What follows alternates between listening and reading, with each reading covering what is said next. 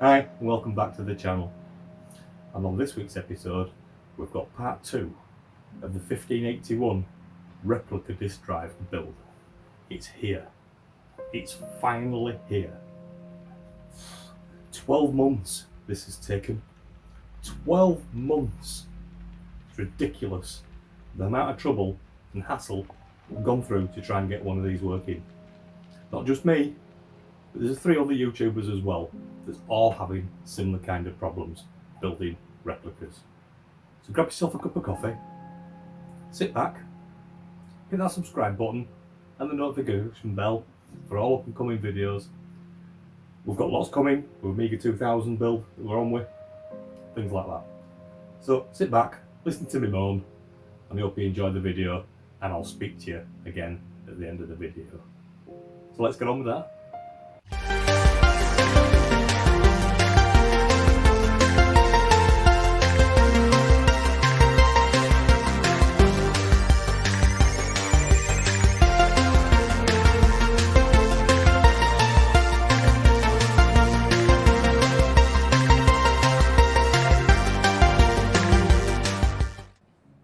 Well, what can I say? You can see the 1581 disk drive built there.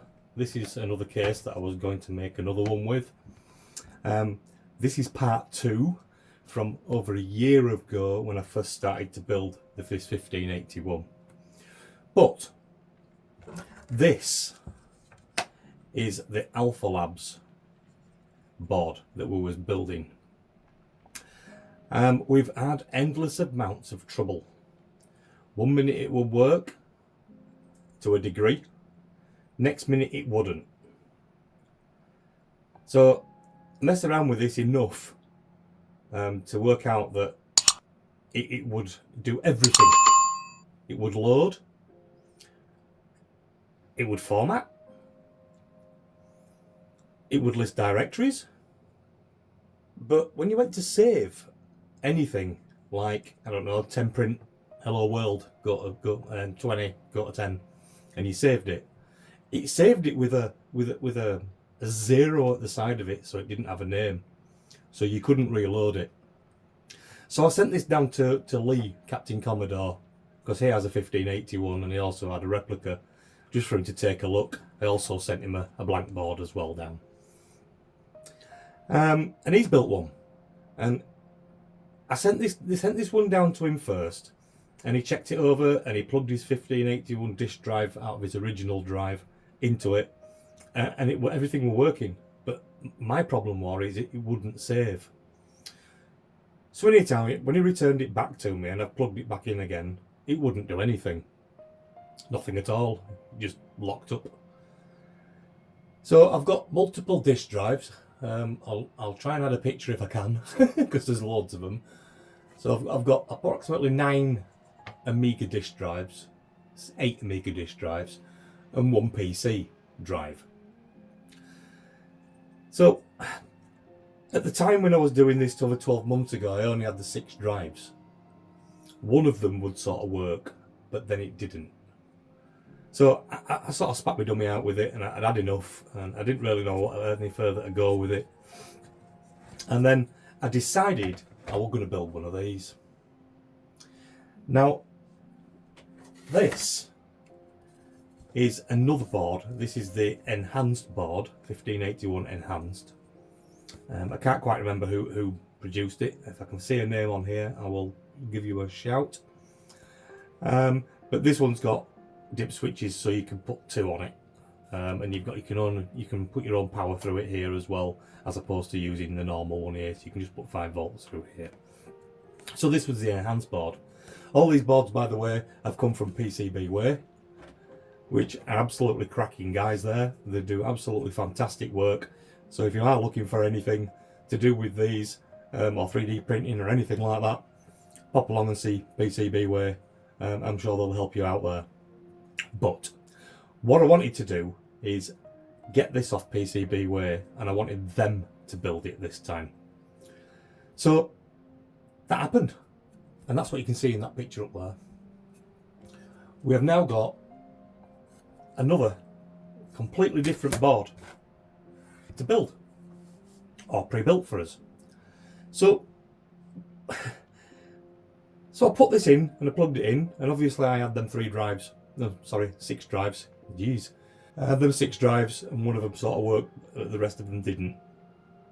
I wasn't sure whether the drives were working, wasn't working, or anything, so I had that into play as well. So, one minute this thing would start to work, and then it wouldn't work. Tim, from Tim's Retro Corner, I'll drop a link to his videos as well in the description. He had one. We both got the same one from pcbway and built it, and he had endless amounts of trouble. Same again, 1 minute it recognised drive, next minute it wouldn't. He contracted Retro Bits, who built one before, and he said I hadn't really tested it for a while, but I'll get it out and check it. And lo and behold, when he got it out and checked it, it didn't work. So, you know, that's another video that he did, which I'll drop a link into the description for you. So that's where we stood. So I'm rattling my head. We've got this brand new PCB now. This doesn't work. That one doesn't work. I've had enough. My toys are coming out at pram. About to just go, you know what? Badump, in the bin. I've had enough of this. I don't know why it should be so difficult. So, Lee from Captain Commodore said, have you tried it with the Gotek yet? And I thought, well, no, I haven't. But mine's quite an old firmware, so I'm not sure on whether that firmware will accommodate it or not. So I thought I'll give it a try anyway. But at this stage, I've actually got 3 disk drives now. 2 more disk drives. And I plugged them into the board, and it seemed to do everything. It'd format the disks. It would list the directories. You could save data to it and read it, and it'd load it back. And I was like, why all of a sudden has it just sort of sprung into life? Why has it decided to work? And to be honest with you, I do not have a clue why it's working. But it is. So it's a bit of a warning out there to you guys that if you're going to decide to build one of these 1581 disk drives, it's either going to go really, really easy for you and work straight off the bat, or you're going to have endless amounts of trouble. You need to find specific disk drives.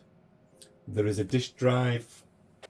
There is the disk drive, I think it was Sony disk drive that Retro Brits did the conversion to from PC over to the 1581 and changing the device type, the DF0, DF1 to 0, so I pick it up and act as an Amiga drive.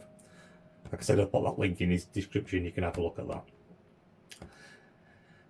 So I got it to that stage where it would do everything but load. It just locked up. Every time I went for load, lock up. And I didn't understand why it were locking up. It just froze and locked up. But I could do everything now. I can format. I can list directories. I can save data to it. So what I did is I got my 1581 Ultimate cartridge. You can't see it, it's just down there at the moment. And I thought, you know what, I'm going to try it. So I set our cartridge up to device 9. I left this on device 8. I used the Action Replay cartridge that's on the Ultimate, and I copied a couple of game files over to the disk drive. And they copied over okay. And I was like, okay, fair enough. And then I tried to load it. And it loaded the game straight away. No messing, it just loaded the game. And I thought, well, okay, fair enough. I've now got a 1581 that only works with an Ultimate cartridge. I do have the Ultimate full motherboard in another bread bin downstairs on my telly for HDMI. I thought if that only works with the Ultimate, I'm happy with that. I just wanted a 1581 disk drive. I'll put it with the Ultimate downstairs and just use it that way. Because I'd had enough. Really had enough. And then I unplugged it all again tonight to do a video for you guys to explain this. And yeah, I'm going to call it the Ultimate 1581. because it only worked with the Ultimate cartridge. And then it does work without the Ultimate cartridge. I was like, why do you now work without the Ultimate cartridge when you wouldn't last night? So what I'd actually discovered was how we're using Epic's fast load cartridges. I have two of these. I've got the original and I've got one that I built myself. It doesn't work with them. It locks up solid and doesn't work with the Epic's fast load cartridges. But the Ultimate cartridge, if I use Epic's fast load in the Ultimate cartridge, it works. I'm like, I really don't get it. I really don't understand what's going on. So finally, and thankfully, we now do have a 1581 disk drive that works. So I've still got a couple of these boards left. I still do have the bomb list. I think I've got 4 of them boards. I do have 2 of these boards left, which I'm not going to build, so they are available if anybody interested. Just drop down into the link in the description and find my Facebook group, pop in there and give me a shout. There is a couple of the PC drive adapter boards. I couldn't get it to do anything with the PC adapter boards, to be honest, so that's never going to get used. There is the case that I've printed. It's not brilliant, but it would do as a starter for you, and I'm quite happy to let this Alps one go as well. So if you are interested, pop into the Facebook group, give me a shout. I'm sure we can work something out. So I'm going to show you now. I'm going to move you up to the top screen so we can have a look with the Commodore. I'll go through the settings that I've got and I'll show you exactly what it does. Right, okay. So I'm going to switch the Commodore on and I switch the disk drive on. And it might help if this it's only on. So you can see the fast load there. What I'm going to do is just going to find a game.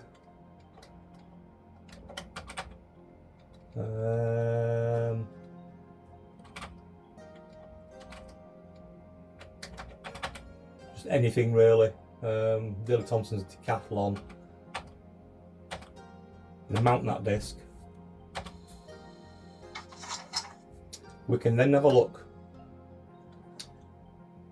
because it's on the device, and see what files we've got on there. So we've got DT's Decathlon. So what I'm going to do is copy them across to the disk to show you.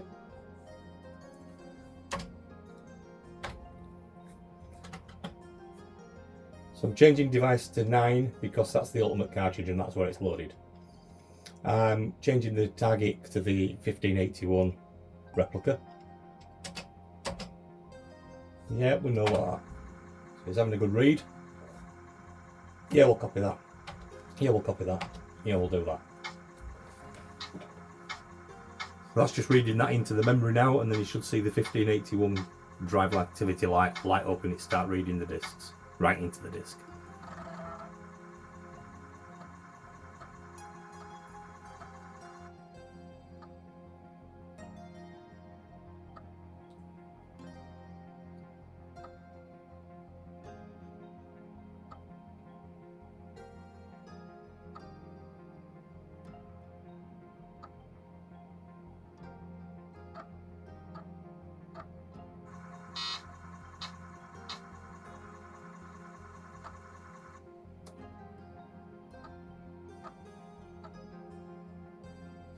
So we don't want another disk. We're done with that.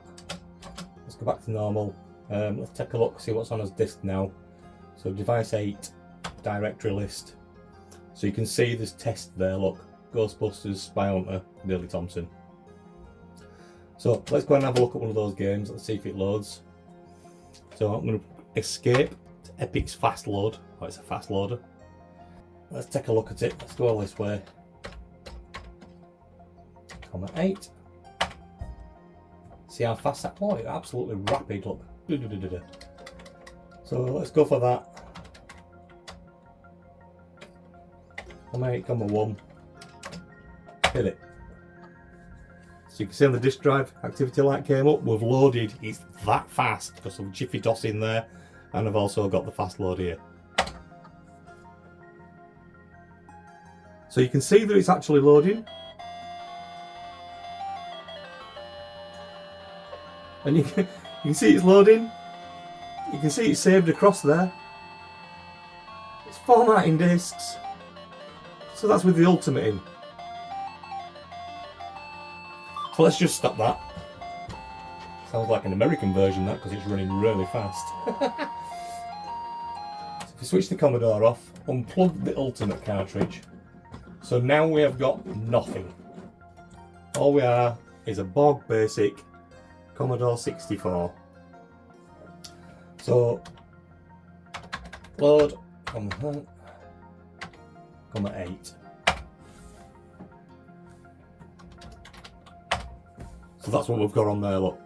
So if I go up to, say, Spy Hunter,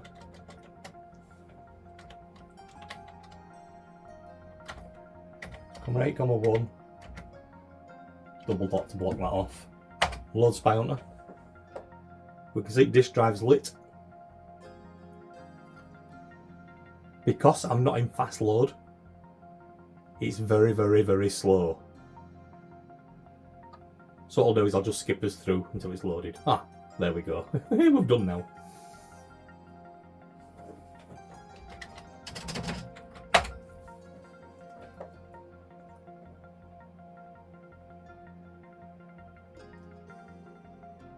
There you go, Spy Hunter.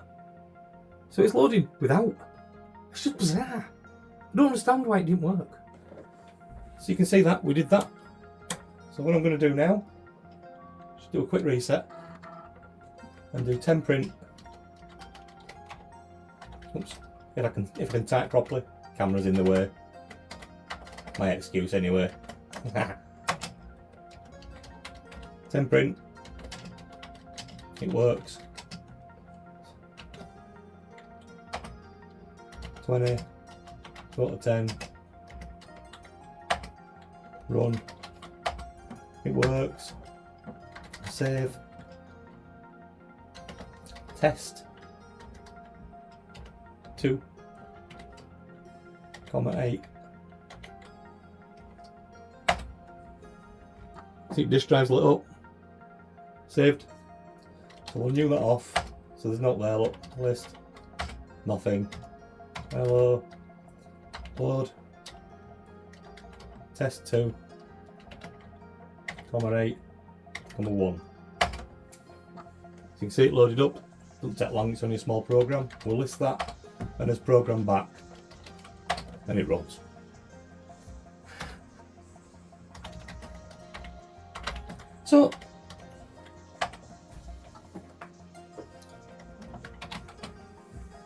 So why?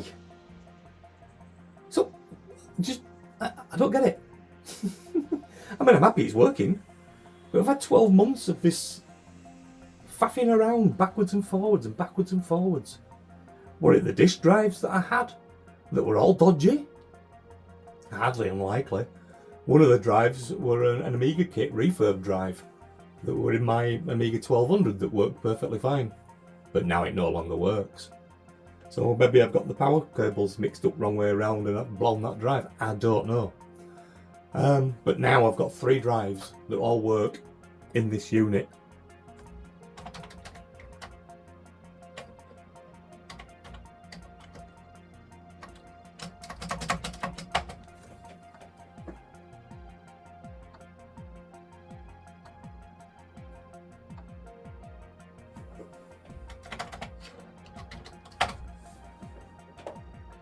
That's Ghostbusters for you. Copied that over the other day. If you've got any ideas, guys, why these drives do this, please let us know.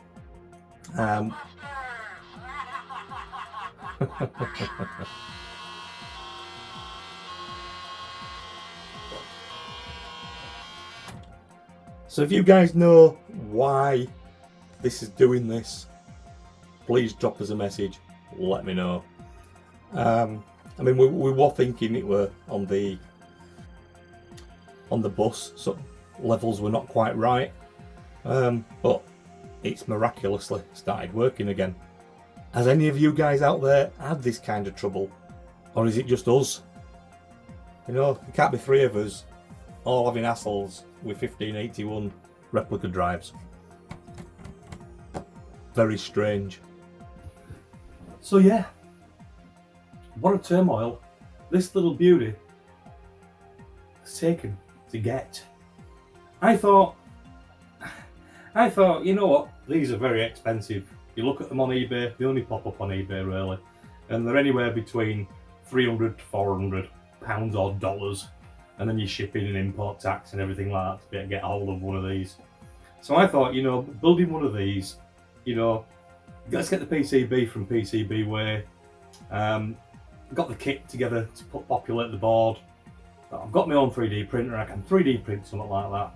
It should cost me, roughly for myself, around about £150. Spot on. I thought £150 for a 1581 that I've built myself from ground up, absolutely fantastic. That'll do for me. But not only that, I also had the enhanced board that I've had to buy and build as well. Not build, because PCBway did that for me. Thanks guys. But it still cost around about £150 to get that board.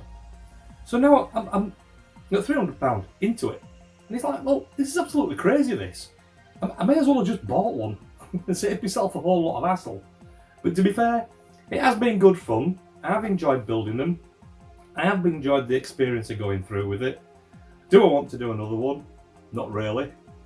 The other bits and pieces that I have left over, as I said in the video, pop and see me in the Facebook group if you're interested in anything like that. All the links are in the description. All the links for all the other videos and the other guys that have been building these are all in the description too. So unfortunately I've not been able to really do any videos over the last couple of weeks for recording, for repairs, because I've had roadworks. They're doing the gas main line outside the house. So they've got all these pneumatic drills and noises and everything going off, even over the weekend. So I'm struggling to be able to record at the moment, so things like that have just been put on hold. We're already a week into it, so maybe a couple of weeks and they'll have gone. So hopefully it won't affect us too much. But if you are enjoying the channel, stick about, hit the subscribe, hit the notification bell, pop down into the description. All the other guys are there from the YouTube Retro Repairers. We do have a live stream at the end of every month at 7:30 every last Sunday in every month. We have a good natter on the live stream. You're all welcome to join into the chat and have a good laugh with us, or throw some questions at us, or even tell us we're idiots. We don't care. So once again guys, thanks for watching, and we'll see you on the next one. Bye!